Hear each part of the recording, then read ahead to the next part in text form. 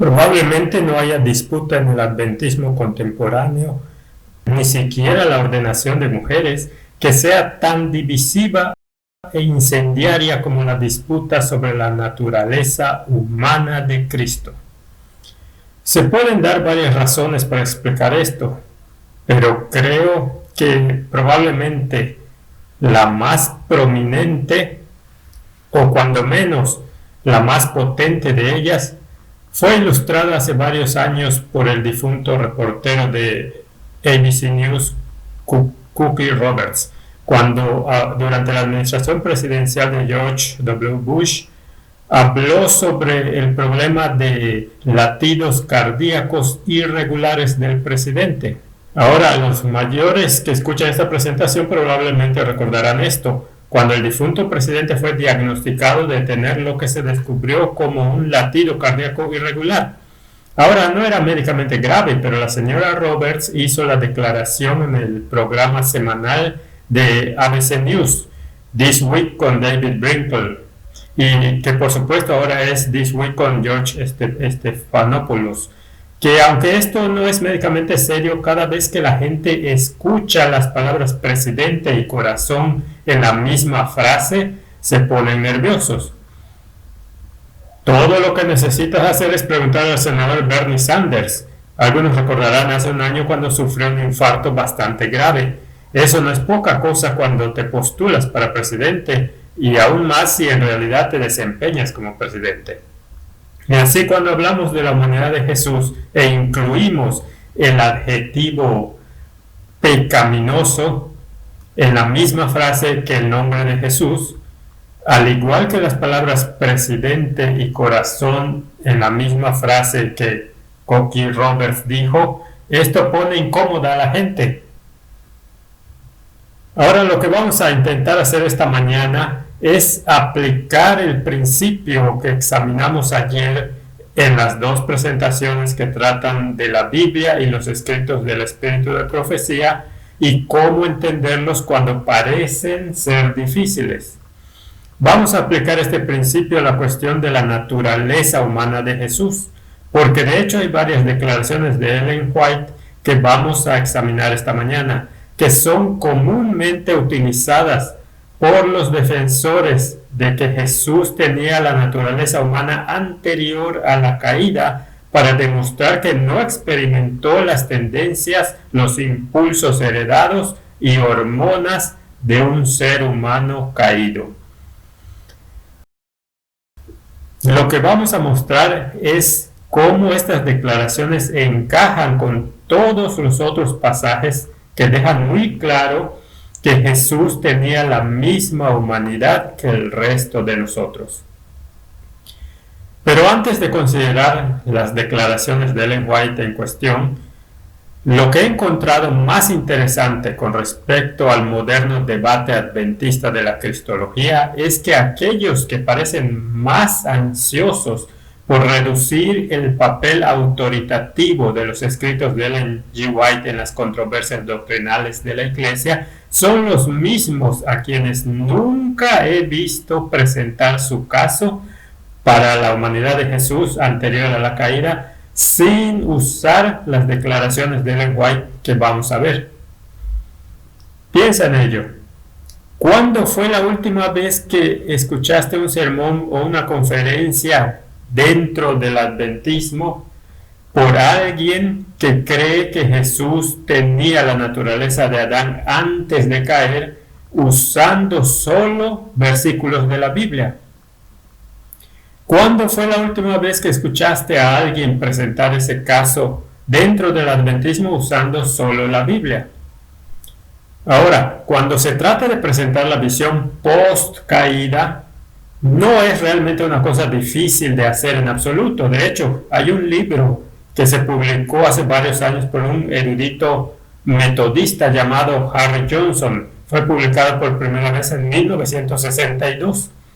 Esa edición en particular está agotada, pero desde entonces ha sido reeditada por una casa editorial evangélica, que creo que es verdaderamente notable. Este libro se titula La humanidad del Salvador. Lo ves en la pantalla. Allí verás la edición original a la izquierda y la edición más reciente publicada por un editor evangélico en Oregon, a la derecha. Creo que es realmente maravilloso que haya gente fuera del adventismo que está interesado en este tema. No creo que Harry Johnson haya oído hablar de Ellen White. Él presenta su caso para la humanidad post caída de Cristo exclusivamente de la Biblia. Pero ahora veremos estas tres declaraciones, tres pasajes de Ellen White que se utilizan comúnmente para demostrar por el ala precaída en lo que respecta a la cristología dentro de la iglesia, para demostrar que Jesús tuvo la naturaleza de Adán anterior a la caída.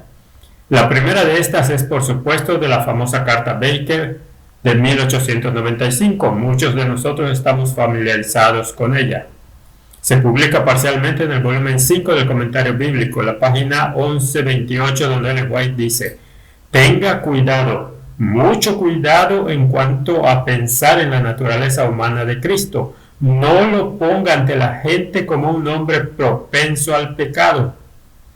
Pudo haber pecado, podría haber caído, pero ni por un momento hubo en él una propensión al mal. Aquí hay otra declaración de este tipo en la página 182 del volumen 2 de los Testimonios para la Iglesia. Él, Cristo, es nuestro ejemplo en todo. Se hermana con nuestras flaquezas, pero no alimenta pasiones semejantes a las nuestras. Como no pecó, su naturaleza rehuía el mal. En la página 451 del mismo volumen tenemos una declaración similar. Pedía con poder, sin poseer las pasiones de nuestra naturaleza humana caída, pero provisto de debilidades similares, tentado en todo según nuestra semejanza. Ahora el problema es, muchos que citan estas declaraciones particulares, como los autores de los libros recientes atacando la teología de la última generación, citan estas declaraciones pero dejan sin mencionar la mayor parte del tiempo lo que vamos a examinar a continuación. No estoy diciendo que ambos lados no caen ocasionalmente en esta trampa, en estas discusiones en particular, porque lo hacen. Pero el hecho es que independientemente de quién lo haga, independientemente de quién presente su caso en una cuestión doctrinal que utiliza solo un conjunto de pruebas, no es una buena idea. Como en el evangelismo tenemos que considerar esos versículos de la Biblia con los que nuestros amigos evangélicos se acercan a nosotros, ya sabes, como Colosenses 2, 14 al 16, sobre la escritura de las ordenanzas que estaban en contra nuestra y no siendo juzgados en base a las fiestas y las lunas nuevas y los días de reposo. No podemos fingir que estos versículos no están en la Biblia. Tenemos que demostrar cómo armonizan con todos los demás versos. Y tenemos que hacer lo mismo cuando hablamos de pasajes de Ellen White tratando con la humanidad de Jesús y cualquier otro tema relacionado.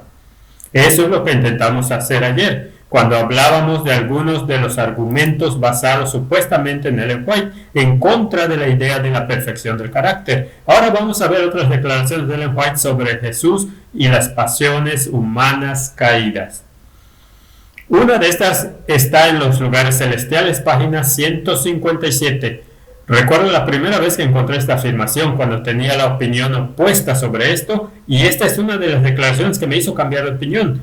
Aunque él, Cristo, sentía toda la fuerza de la pasión de la humanidad, nunca cedió a la tentación de hacer un solo acto que no fuera puro, elevador y ennoblecedor.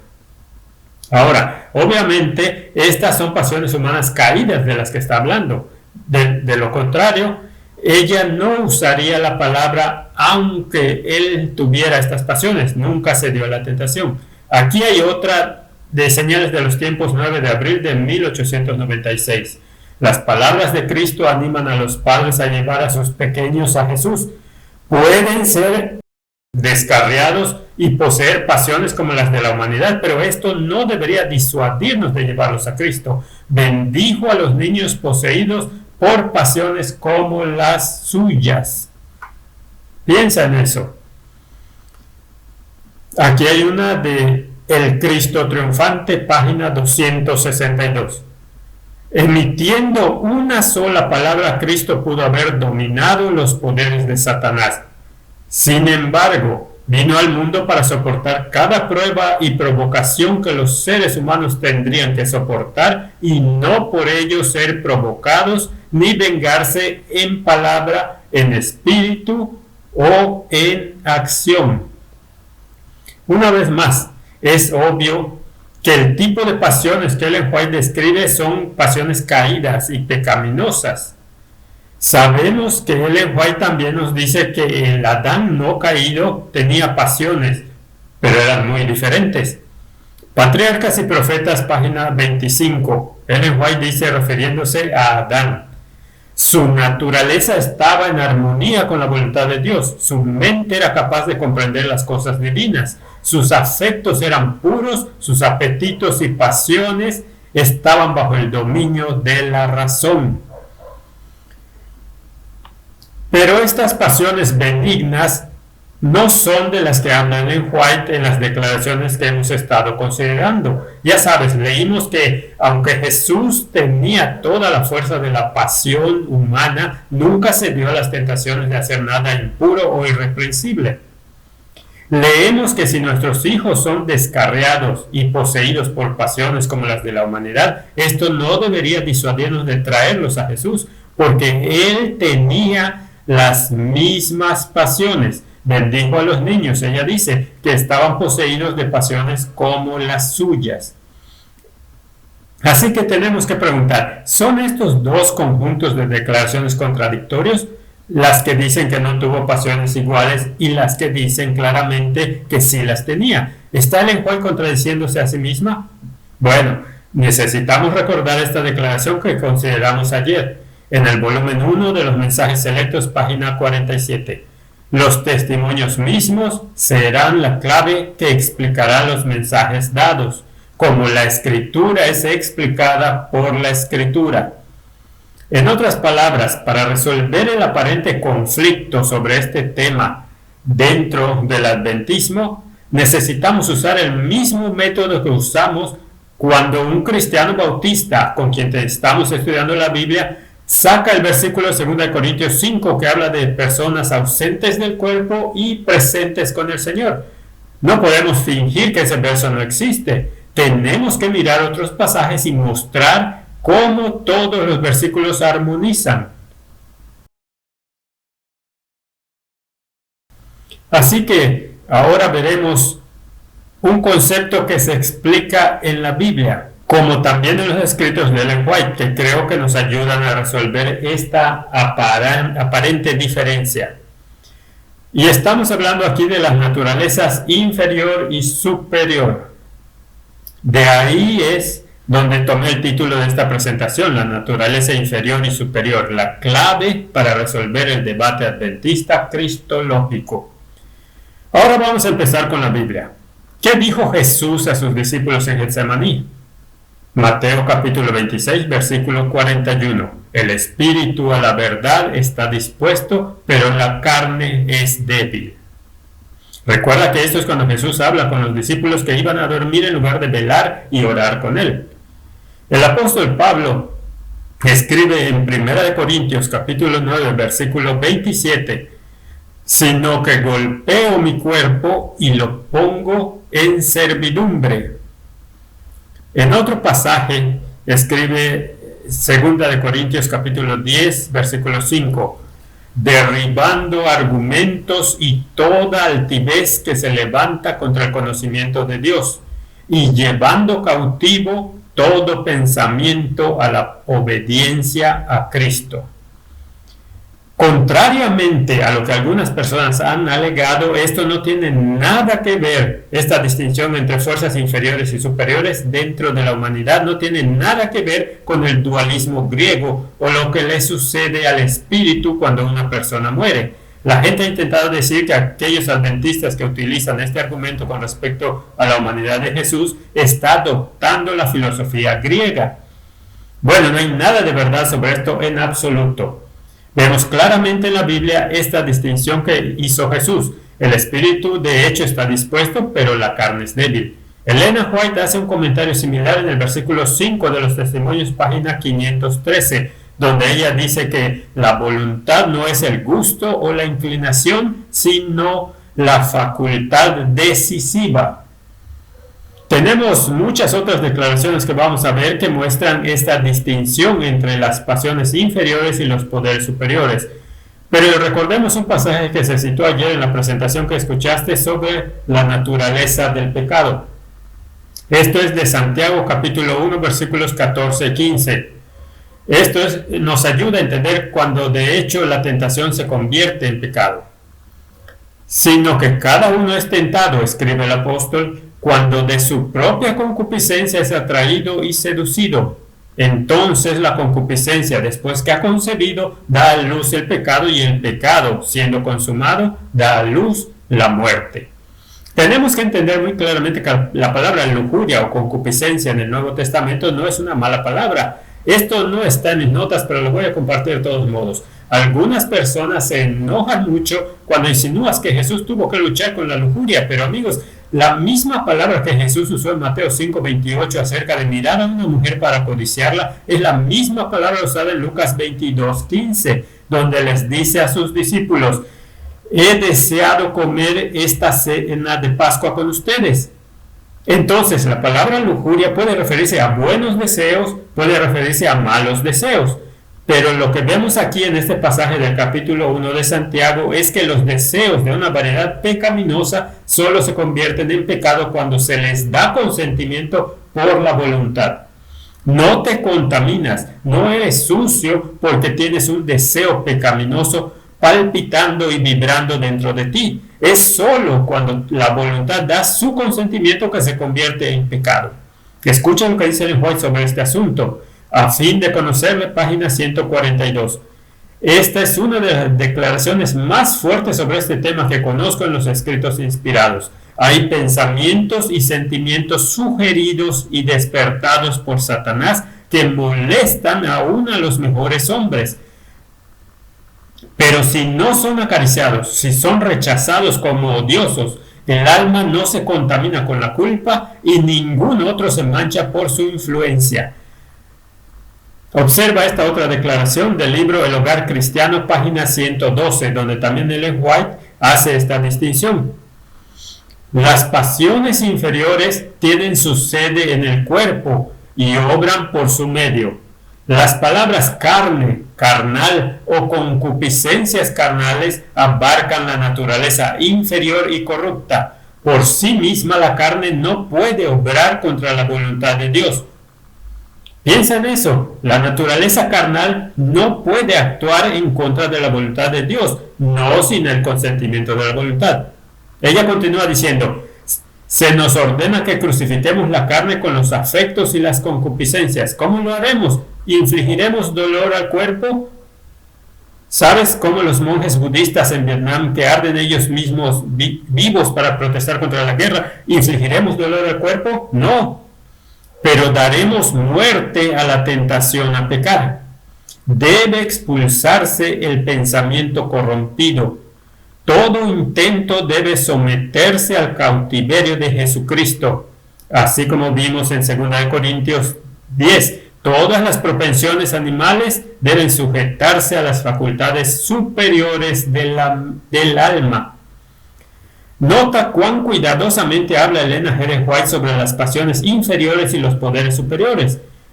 Una vez que se entiende esta distinción, amigos, podemos comenzar a comprender cómo en un conjunto de declaraciones Elena G. White puede decir que Jesús no tuvo pasiones como nosotros y en otro conjunto dice que sí. Veamos algunas otras declaraciones de Ellen White sobre esta distinción entre pasiones inferiores y poderes superiores. Esta es del Ministerio de Curación, página 92, donde ella escribe que el cuerpo tiene que ser puesto en sujeción. Las facultades superiores de nuestro ser deben gobernar. Las pasiones han de obedecer a la voluntad que a su vez ha de obedecer a Dios. Volumen 4 de los Testimonios, página 235. Ella dice: debemos controlar nuestras tendencias naturales. De otro modo, jamás venceremos como Cristo venció. Ahora, si Cristo no hubiera tenido que luchar con las propensiones pecaminosas, ¿por qué Elena de White diría que tenemos que controlar las nuestras o no podremos vencer como Jesús lo hizo? Aquí hay otra declaración que encontré recientemente en mis devociones personales y me sorprende que nadie lo haya encontrado antes, o al menos en toda la literatura que he leído sobre este tema en particular, no he visto a nadie abordar esta declaración. Esta es también del volumen 4 de los Testimonios, página 216. Y vean cuán claramente habla acerca de cómo Jesús nos dio un ejemplo para vencer y cómo lo hizo. Dios indicó que podría ser educado para desempeñar un papel en su causa, pero era necesario que su mente fuera entrenada y disciplinada para trabajar en armonía con el plan de Dios. Si así lo desease, podría obtener la experiencia necesaria. Ante usted se presentó el privilegio de negar sus inclinaciones siguiendo el ejemplo que el Salvador le dio con su vida. Piensa en eso. ¿Cómo sabemos y tenemos el poder de controlar nuestras inclinaciones? Al negarlas, porque Jesús nos dio un ejemplo de cómo hacerlo. Así que parece que Jesús claramente tuvo que lidiar con las malas inclinaciones. Esas son las únicas que debes negar. Ahora, veamos otras declaraciones de Ellen White que hablan no de controlar las pasiones malvadas y las malas propensiones, sino expulsarlas. Del deseado de todas las gentes, página 270. El único poder que puede crear o perpetuar la paz verdadera es la gracia de Cristo. Cuando ésta esté implantada en el corazón, desalojará las malas pasiones que causan luchas y disensiones. Esto es de Testimonios para los Ministros, páginas 171. Pero aun cuando en sus malas propensiones puedan parecerles tan preciosas como la mano derecha o el ojo derecho, estas deben ser separadas del obrero o no será aceptable ante Dios. Mensajes para los jóvenes, página 30. Deberían abandonar la propensión a los placeres y la liviandad como cosas que están fuera de lugar en la vida y la experiencia de los que viven por la fe en el Hijo de Dios, comiendo su carne y bebiendo su sangre. Fíjate que aquí ella no está hablando de controlar la propensión al mal, ella está hablando de descartarla. Aquí hay otra, esta es una de las más fuertes de todas. Del volumen 7 del Comentario Bíblico, página 943. Debemos darnos cuenta de que al creer en Él, que es Jesús, es nuestro privilegio ser partícipes de la naturaleza divina, habiendo escapado de la corrupción que hay en el mundo por la lujuria. Entonces somos limpiados de todo pecado, de todos los defectos de carácter. No necesitamos retener una propensión pecaminosa. Y ahora aquí ella explica exactamente lo que quiere decir con eso. A medida que participamos de la naturaleza divina, las tendencias hereditarias y cultivadas al mal se eliminan del carácter y nos convertimos en un poder viviente para el bien. ¿De dónde son arrojadas estas malas pasiones? Del corazón. ¿Dónde no deben ser retenidas estas propensiones pecaminosas? En la vida y en el carácter. Seamos muy claros, ella no está hablando aquí de carne santa. Ella no está hablando aquí de lo que sucede en la glorificación cuando Jesús viene y borra nuestra naturaleza caída. Recuerda, hay declaraciones, y ya nos hemos referido a ellas, donde al menos creo que ya no estoy seguro, pero veamos estas declaraciones de Ellen White que hablan sobre lo que sucede en la glorificación. Una de estas es de los Hechos de los Apóstoles, página 447. Sabes, cuando hablas sobre estos temas con tanta frecuencia que no sabes exactamente cuándo te has referido a alguna de estas cosas, pero afortunadamente, como ya he dicho varias veces, la repetición es importante para la gente común para que puedan reafirmarlo. De los Hechos de los Apóstoles 447. Mientras reine Satanás, tendremos que dominarnos a nosotros mismos y vencer los pecados que nos rodean. Mientras dure la vida, no habrá un momento de descanso, un lugar al cual podamos llegar y decir, alcancé plenamente el blanco. Consejos para los maestros, página 20. El apetito y la pasión debe estar bajo el control del Espíritu Santo. No habrá fin para esta guerra en este lado de la eternidad. Ahora nota que ella no dice que no hay victoria en este lado de la eternidad. La lucha constante no es lo mismo que fallas constantes. Si recuerdas la historia de la Segunda Guerra Mundial, entenderás esto. Recuerda de la invasión de Normandía en junio de 1944 a la rendición alemana 11 meses después en la pequeña Escuela Roja en Reims, Francia. Fue una serie ininterrumpida de victorias para los aliados, pero también fue una de las más duras y difíciles luchas de la guerra. Lo mismo sucedió en el frente ruso. Le tomó al ejército soviético 2 años completos, desde las secuelas de Stalingrado a la conquista de Berlín, para recuperar el territorio que el ejército alemán había conquistado en solo 4 meses en 1941. ¿No es así en nuestro caminar cristiano? ¿Qué tan rápido es perder una gran cantidad de territorio ante el enemigo y lo difícil y lo largo que puede ser recuperarlo? Entonces, lo que estamos viendo aquí es que Jesús tenía pasiones y propensiones pecaminosas en su naturaleza inferior, pero no las tenía en la naturaleza superior, en la voluntad y en el carácter, porque la voluntad resistió estas cosas. Y tampoco tenemos que retener pasiones y propensiones pecaminosas allí.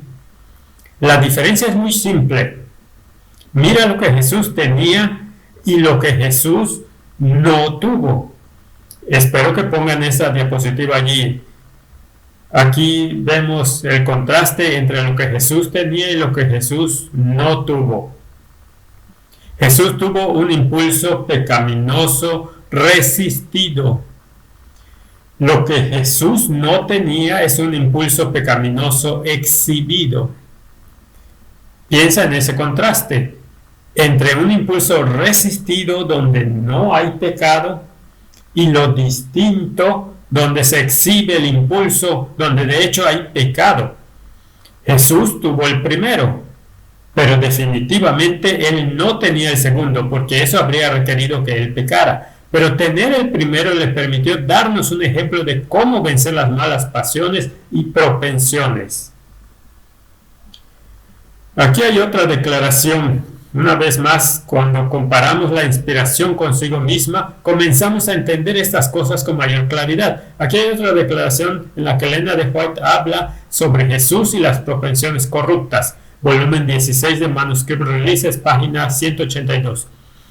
No debemos convertirnos en nuestras ideas comunes y terrenales, y en nuestras ideas pervertidas no debemos pensar que la responsabilidad de Cristo ante las tentaciones de Satanás degradó su humanidad y que poseía las mismas propensiones pecaminosas y corruptas que el hombre. Ahora, si nos detenemos allí podríamos tener una idea equivocada, pero veamos el siguiente párrafo. Escucha lo que dice allí. Cristo tomó nuestra naturaleza caída pero no corrompida, y no sería corrompida a menos que recibiera las palabras de Satanás en lugar de las palabras de Dios. Entonces, ¿qué significa cuando ella dice que él no tenía las mismas propensiones corruptas que nosotros? Muy simple, significa que eligió no pecar. La corrupción descrita aquí no es heredada, es elegida. Nota lo que ella dice. Cristo tomó nuestra naturaleza caída, pero no corrompida, y no sería corrompida a menos que él recibiera las palabras de Satanás en lugar de las palabras de Dios. Ahora, amigos, Realmente desearía no tener que señalar esto, pero en uno de los libros recientes que atacan a la teología de la última generación, esta declaración en particular fue citada 3 veces. Y la última parte que leímos en cuanto a por qué la naturaleza de Jesús era caída, pero no corrompida, se deja sin mencionar las 3 veces. Esto es muy desafortunado, amigos. Cuando haces este tipo de cosas, no vas a resolver la polémica. Lo que vas a hacer es demostrar tu incompetencia académica. Y no me gusta usar un lenguaje como esta gente, pero esto es muy perturbador. Cuando la evidencia sólida que demuestra lo que de hecho está diciendo Ellen White y la siguiente cláusula de la oración que están citando se omite por completo,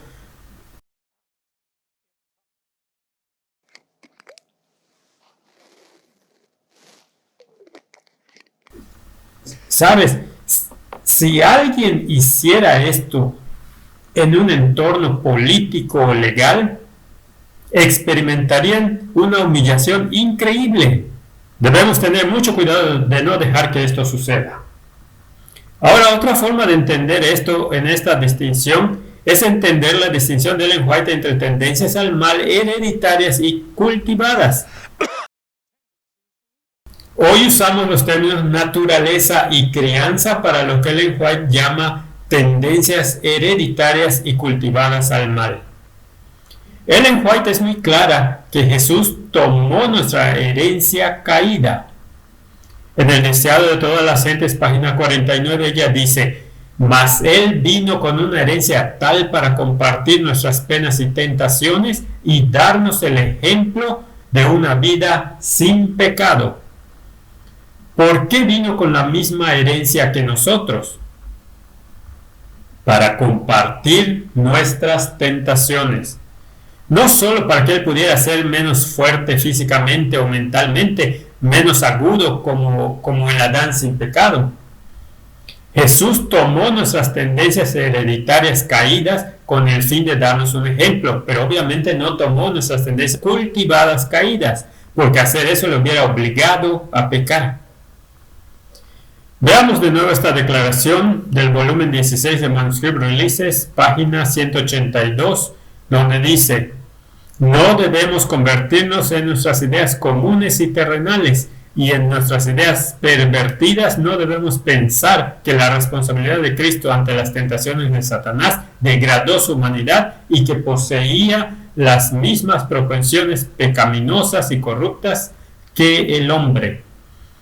Sin embargo, mira esta próxima declaración que tiene en el volumen 4 del Comentario Bíblico, página 1147. Piense en la humillación de Cristo. Él tomó sobre sí mismo la naturaleza humana caída, sufriente, degradada y contaminada por el pecado. Observa cómo en la declaración anterior ella está hablando de la degradación elegida. En esta segunda declaración, ella está hablando de su naturaleza carnal heredada, que fue corrompida para que Él pudiera ser capaz de darnos un ejemplo, no una corrupción que eligió. Ahí está la diferencia. La elección frente a la herencia es la clave.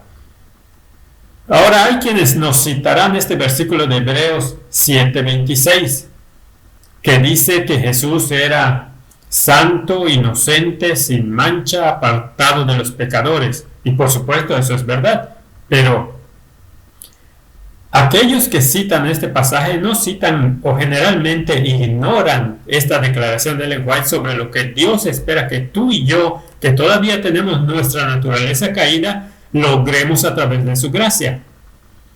En los lugares celestiales, página 162, escucha lo que dice: aprecia las cosas que son verdaderas, honestas, justas, puras, hermosas y de buen nombre, pero desecha todo lo que no sea como nuestro Redentor.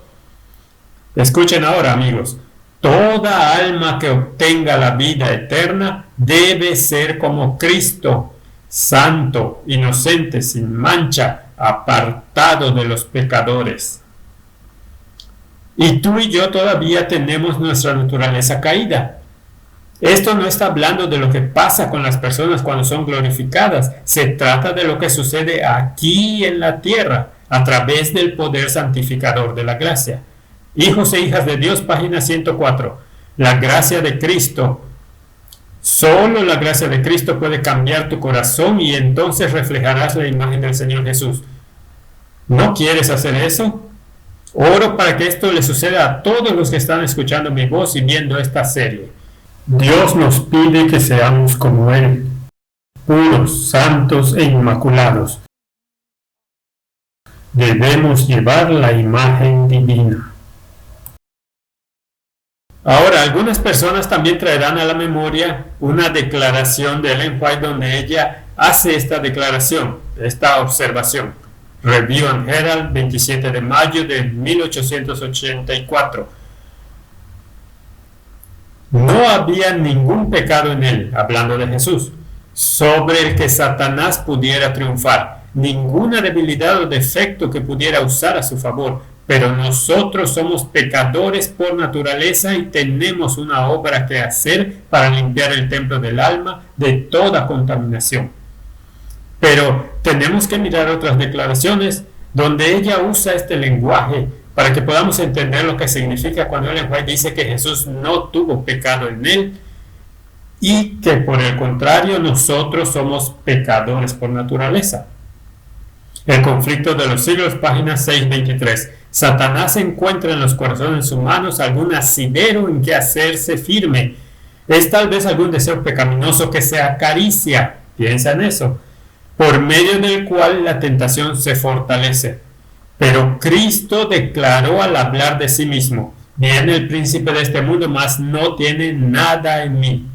Satanás no pudo encontrar nada en el Hijo de Dios que le permitiese ganar la victoria. Cristo guardó los mandamientos de su Padre y no hubo en él ningún pecado de que Satanás pudiese sacar ventaja. Esta es la condición en que deben encontrarse los que han de poder subsistir en el tiempo de angustia. Vamos a hablar de eso. Ahora, una vez más, Elena de White cita esta declaración de Jesús. Juan 14:30 en el deseado de todas las gentes, página 123. Una vez más, ella tiene claro que cuando Jesús dijo que el príncipe de este mundo no tenía nada en él, no se refería a una lucha con la naturaleza carnal, sino que se refería a consentir en pecar. Escucha lo que ella dice. Viene el príncipe de este mundo, dice Jesús, mas no tiene nada en mí. No había en él nada que respondiera a los sofismas de Satanás. Él no consintió en pecar. Ni siquiera por un pensamiento se dio a la tentación. Así también podemos hacer nosotros. Alabado sea Dios. Ellen White está hablando aquí sobre acariciar los deseos pecaminosos. Ella no está hablando de la herencia de una naturaleza caída.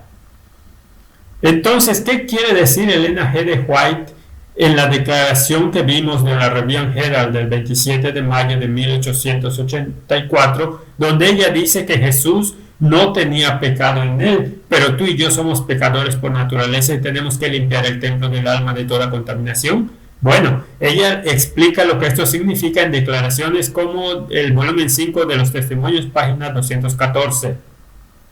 Ninguno de nosotros recibirá jamás el sello de Dios mientras nuestros caracteres tengan una mancha. Nos toca a nosotros remediar los defectos de carácter, limpiar el templo del alma de toda contaminación. Entonces la lluvia tardía caerá sobre nosotros como cayó la lluvia temprana sobre los discípulos en el día de Pentecostés. Ahora, obviamente, cuando ella habla de limpiar el templo del alma, no está hablando de deshacerse de la naturaleza caída. Ella está hablando de la voluntad y el carácter. Ya hemos visto que el cambio de nuestra naturaleza caída no sucede hasta que Jesús venga. Hay una serie de declaraciones de Ellen White donde habla de Jesús luchando con pensamientos pecaminosos. Miren en los lugares celestiales, página 80. Algunos se dan cuenta de su gran debilidad y pecado y se desaniman. Satanás echa su oscura sombra entre ellos y el Señor Jesús, su sacrificio expiatorio. Ellos dicen: Es inútil que yo ore. Mis oraciones están tan mezcladas con malos pensamientos que el Señor no las oirá. ¿Alguna vez te has sentido así? ¿O soy el único? Escucha lo que dice. Estas sugestiones son de Satanás. En su humanidad, Cristo enfrentó y resistió esta tentación y sabe cómo socorrer a los que así son tentados. Aquí hay una declaración del libro Un llamamiento solemne, con el que muchos de ustedes están familiarizados, un folleto que trata sobre cuestiones como la inmoralidad sexual, la masturbación y otras prácticas que están condenadas. Escucha lo que dice Ellen White sobre las tentaciones de Jesús en estas líneas. Algunas personas se ofenden mucho cuando se habla de Jesús teniendo tentaciones sexuales. Sabemos que la Biblia dice que fue tentado en todos los puntos como nosotros, y si Él no fue tentado en ese punto, hay muchas personas en este mundo que no tienen un ejemplo relevante. Escucha lo que dice en el libro Solemn Appeal, Llamamiento Solemne, página 78. También en Nuestra Elevada Vocación, 339. Todos son responsables de sus acciones mientras están a prueba en este mundo. Todos tienen poder para controlar sus acciones. Si son débiles en virtud y en pureza de pensamientos y acciones, pueden obtener ayuda del amigo del desvalido. Amigos, ¿de qué debilidades está hablando Ellen White en este contexto? Ella está hablando de sexo. Y ella dice, Jesús conoce todas las debilidades de la naturaleza humana y si se le ruega concederá fortaleza para vencer las tentaciones más poderosas.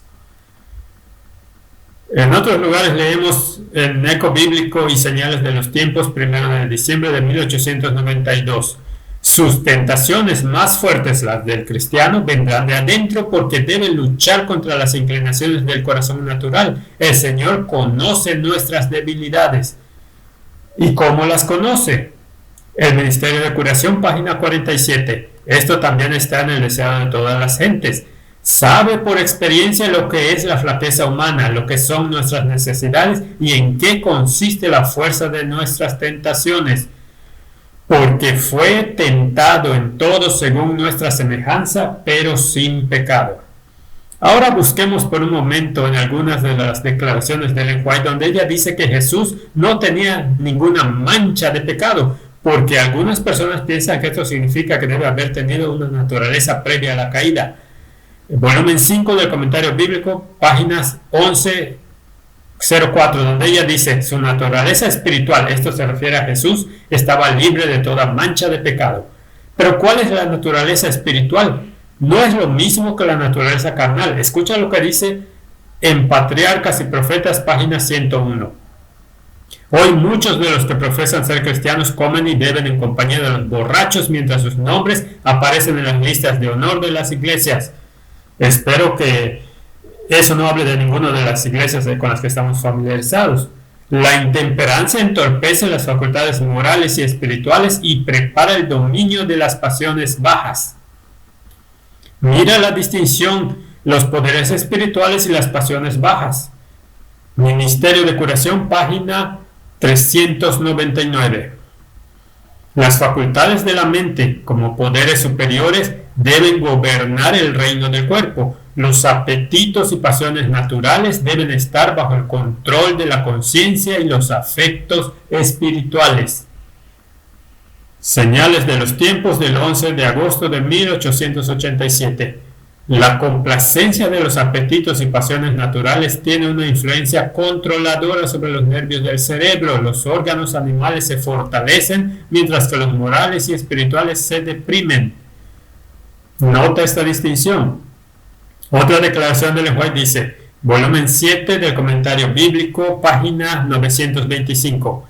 Él nació sin una mancha de pecado, hablando de Cristo, por supuesto, pero vino al mundo de la misma manera que la familia humana. Pero, ¿qué quiere decir Elena G. de White cuando dice que nació sin una mancha de pecado? ¿Quiere decir que el resto de nosotros nacemos contaminados? Ella nunca dice eso. Escucha lo que dice en otra declaración, volumen 1 de Mensajes Selectos, página 296. ¿Qué espectáculo contempló así el cielo? Cristo, que no conocía en lo más mínimo la mancha o contaminación del pecado, tomó nuestra naturaleza en su condición deteriorada. Volumen 3 de Mensajes Selectos, página 151. Aunque no tenía ninguna mancha de pecado en su carácter, condescendió en relacionar nuestra naturaleza humana caída con su divinidad. Amigos, lo único que está diciendo aquí, cuando dice que nació sin una mancha de pecado, es que vino del cielo puro.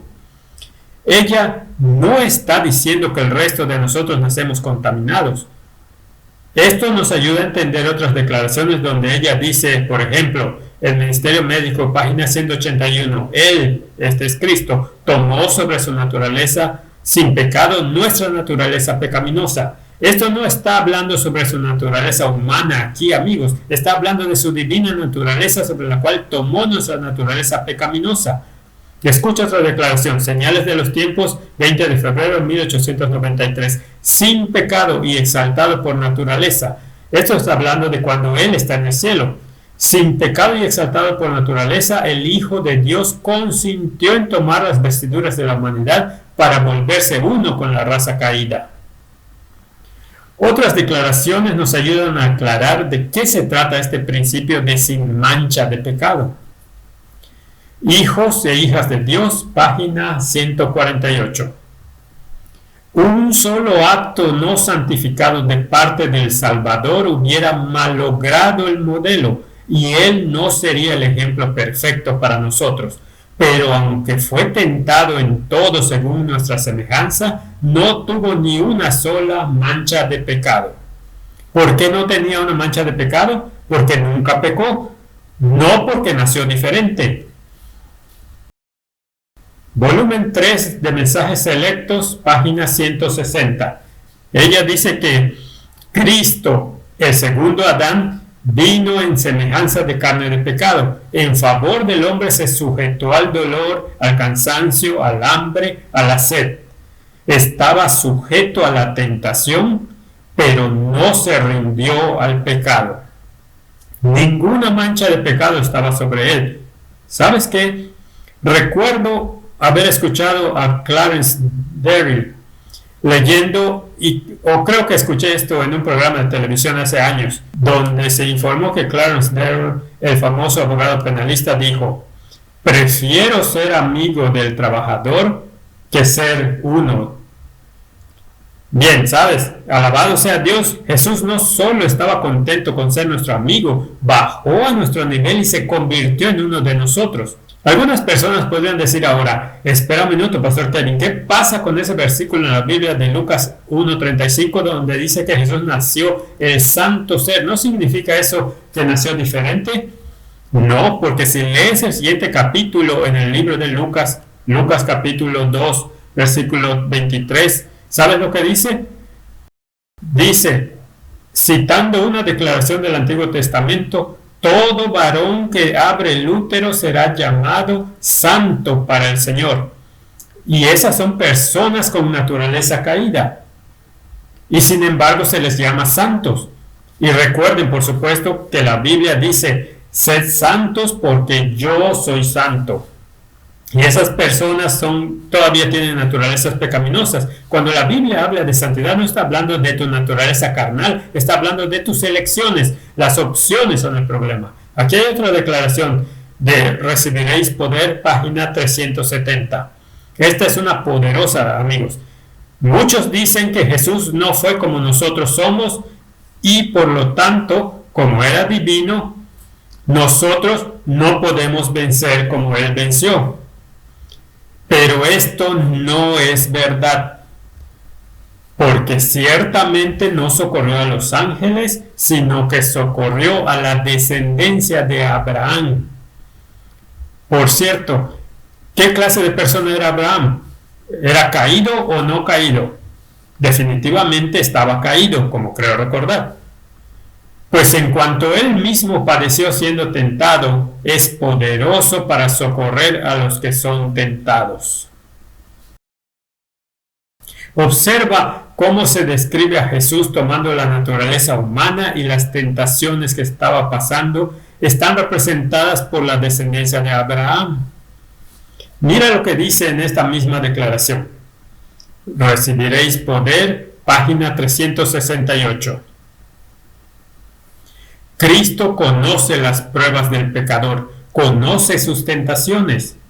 Tomó sobre sí nuestra naturaleza y tentado en todo como nosotros. Él lloró, fue un hombre de dolores y experimentado en quebranto. Observa lo que dice aquí. Cristo conoce las pruebas del pecador, no solo las pruebas de Adán, sino el pecado. Él conoce las pruebas del pecador, Él conoce sus tentaciones y sabe, como vimos en esa declaración anterior del Ministerio de Curación, página 47, los conoce por experiencia. Finalmente, cerremos con el volumen 7 del Comentario Bíblico, página 929. Escucha lo que dice. El Señor ahora exige que cada hijo e hija de Adán, a través de la fe en Jesucristo, le sirva en la naturaleza humana que ahora tenemos. La última vez que verifiqué, amigos, la naturaleza humana que tenemos ahora es caída. El Señor Jesús ha tendido un puente sobre el abismo que ha creado el pecado. Ha conectado la tierra con el cielo y el hombre finito con el Dios infinito. Jesús, el Redentor del mundo, solo pudo guardar los mandamientos de Dios de la misma manera que la humanidad puede guardarlos. Realmente, qué gloriosa promesa es esta. ¿Sabes que la gente pregunta si este problema importa? Que la gente piensa que esto es algo complicado. Un debate enigmático, oscuro sobre la naturaleza humana de Jesús. Amigos, es práctico, su practicidad se siente en la hora devocional antes del amanecer, cuando un joven suplica a Dios por fortaleza para vencer las fuerzas de la lujuria. Se siente en el lugar de trabajo, en la oficina ejecutiva, donde las irritaciones, las frustraciones y la impaciencia se encuentran con la confianza de que Jesús ha estado allí primero y nos ha mostrado el camino hacia la victoria. ¿Sabes? Recuerdo cuando tuvimos la conferencia del 50 aniversario de preguntas sobre doctrina en la Universidad de Andrews en el 2007, a la que tuve el privilegio de asistir. Y fui entrevistado por el movimiento estudiantil, el periódico estudiantil en el campus de la Universidad de Andrews. Y me preguntaron sobre la relevancia de este tema para los estudiantes de colegios y universidades. Y yo les dije, jóvenes, piensen en esto. Si vas a contratar a un tutor para ayudarte en una clase difícil, ¿qué diferencia haría si el tutor que vas a contratar ha tomado la clase primero? Creo que les ayudó a entender muy claramente cuán relevante es esta controversia verdaderamente. Padre Celestial, te agradecemos por enviar tu Hijo Jesús en semejanza de carne de pecado para condenar el pecado en la carne, para que la justicia de la ley se cumpla en nosotros, que no andamos conforme a la carne, sino según el Espíritu. Que podamos reclamar el mismo poder que Jesús pidió para ser victorioso sobre todo pecado. Cada hora, cada día, esta es nuestra oración en su nombre. Amén.